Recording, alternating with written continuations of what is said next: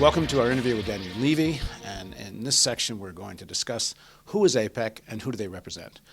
So, does AIPAC represent the American Jewish community and the interests of Israel? Well, I think AIPAC over a number of years has established itself as a preeminent voice for expressing the American-Israeli link here in the United States.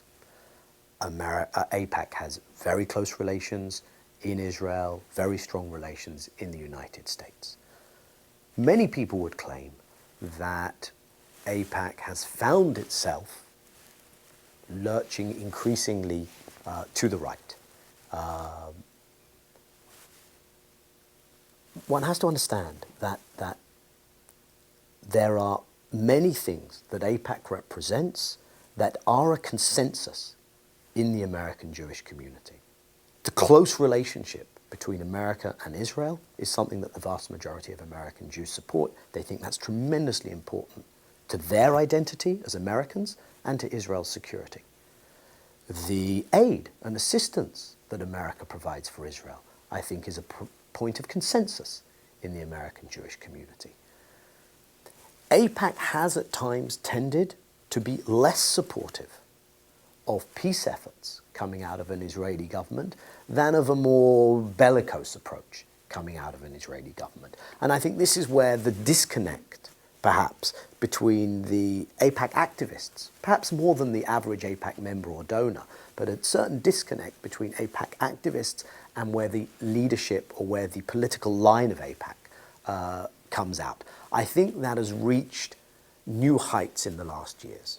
I mean, there's a significant, I have no idea what the numbers are, a significant section of the American Jewish community that is really does not agree with, as opposed to, first of all, U.S. policy in the Middle East, and as a consequence, U.S. support for Israel as an extension of that policy, not necessarily as a state, but as an extension of a policy they see as domineering or empire building. Who does AIPAC represent? At least who does AIPAC leadership represent? Sure. Two things going on here, I think. First of all, look, within the American Jewish community, there is obviously it's not monolithic. The American Jewish community is all over the place in terms of its politics, in terms of who it supports. The majority of American Jews are liberal. Between 70 and 80% vote Democrat. Largest numbers in terms of opposition to the war in Iraq. Now, within that, most American Jews are multi-issue people. Those who are politically engaged, right? If you're a politically engaged liberal, you probably care about the environment. You probably care about healthcare policy, education policy. You probably care about separation of religion and state. You probably care about international issues. Maybe you're concerned about Darfur. Maybe you're concerned about Tibet. One of your concerns might be peace in the Middle East. If you're a single issue person, which A means you're much less likely to be on the liberal left anyway. If you're what I would call an Israel firster, everything else is relegated into 5th, 10th, 20th place on your agenda. What almost exclusively matters is Israel. Then you would gravitate towards a single issue lobby, like AIPAC.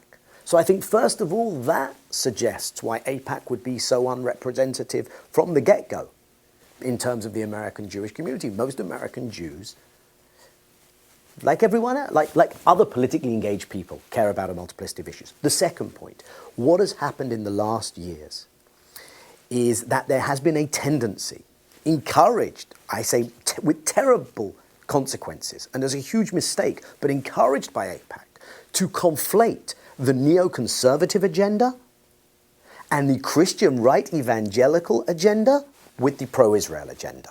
And I think what you see today is increasingly American Jews saying, wait, we are not in favor of those things. Iraq war? No. Bomb Iran? No. The Bush neocon project for the Middle East? No. The Zionist Christian evangelical dispensationalist project for a war of Armageddon and rapture and for the Jews to all either convert or be massacred? Not so much either.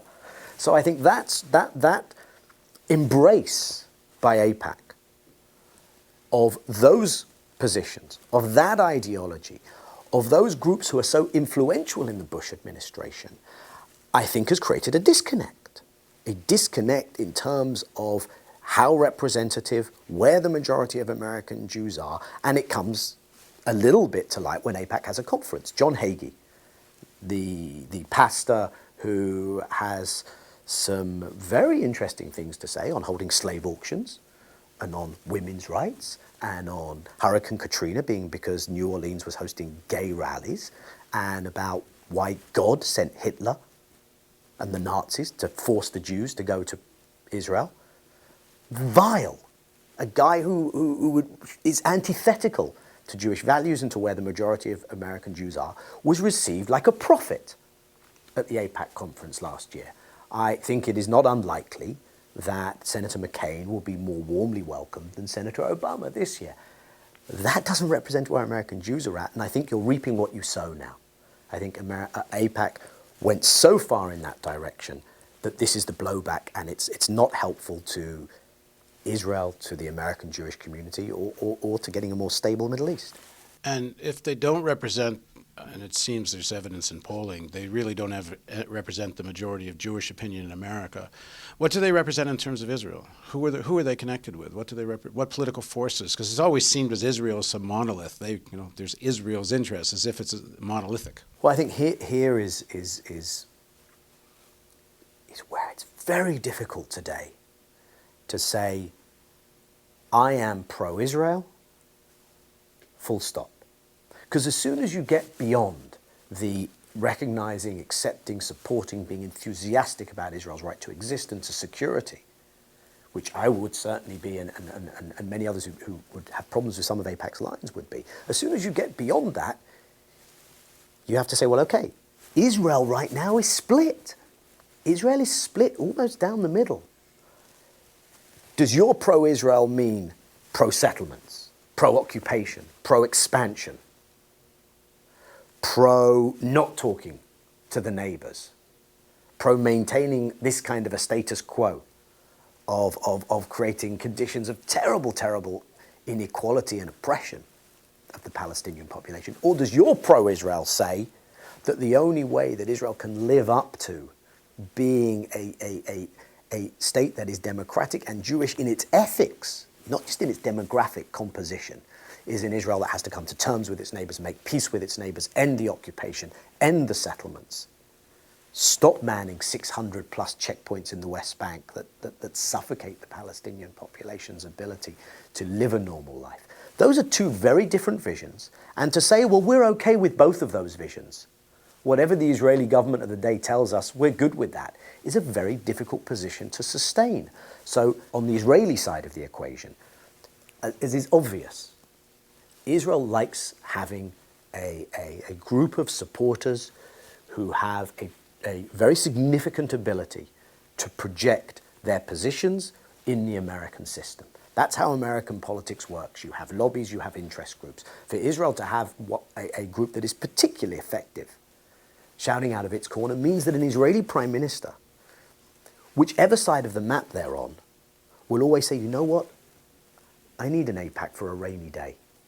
That relationship is very important to us. And I think that's why what you tend to see is whoever the Israeli prime minister is, even if they feel AIPAC is somewhat out of sync with where they are at, will certainly be supportive of AIPAC.